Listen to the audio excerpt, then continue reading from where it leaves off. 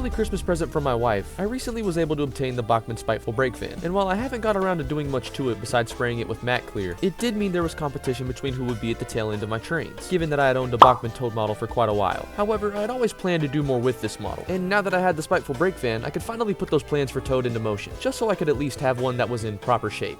I wanted Toad to have the same look he had in his first appearance in Escape, when him and Oliver first get rescued from Scrap, using any reference photo that I could find, and of course after watching the actual episode, I would set to work on recreating Toad in his first appearance. I would start by separating the lower chassis from the top half, and after removing the wheels I would spray the lower chassis with a mix of flat black and rust brown. I would spray Toad's upper half with an all gray primer after sealing off his roof and face, and then spray him with a mixture of moss green and again rust brown. I would use the same process I used for the body on Toad's roof, however I tried to be a little bit more prominent with the green.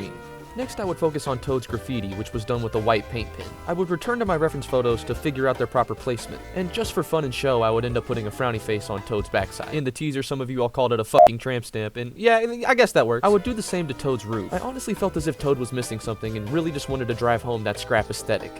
Next I would focus on the interior of Toad, and after painting his brake pipe a rustic brown, and then fill his front up with some clump foliage, as I wanted to make it look like he had been sitting for a while and some bushes and plants had grown up inside of him. I would do the same with his back left window, and add a little bit coming out of his chimney. Lastly was Toad's face, which I would also use reference photos to try to figure out. In the episode, on Toad's right cheek, a brown almost rustic smudge can be seen. Using a light brown weathering powder, I would try to do the same thing on my model. However, I also would try to spread it out a little bit around the face just to try to keep it consistent. With all of that, my Escape Toad was completed.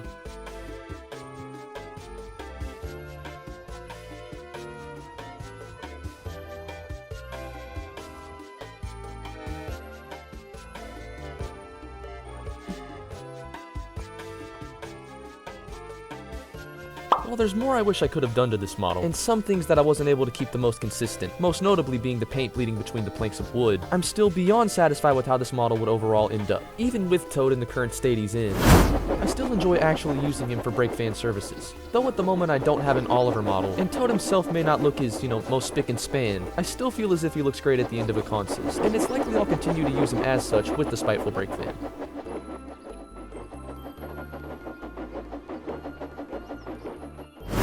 Overall, I have to say that I'm satisfied and proud with my Escape Toad model. Though there's some things I could have been more exact with, and though Toad may look a little rough and not his most cleanly, I would say he at least looks quite realistic and captures the episode quite well. I can't wait to see this guy run behind an actual Bachmann Oliver model whenever I actually get my hands on one, but for now I'm fine with operating with a pre-saved brake fan. Hopefully you guys enjoyed taking a look at my Escape Toad.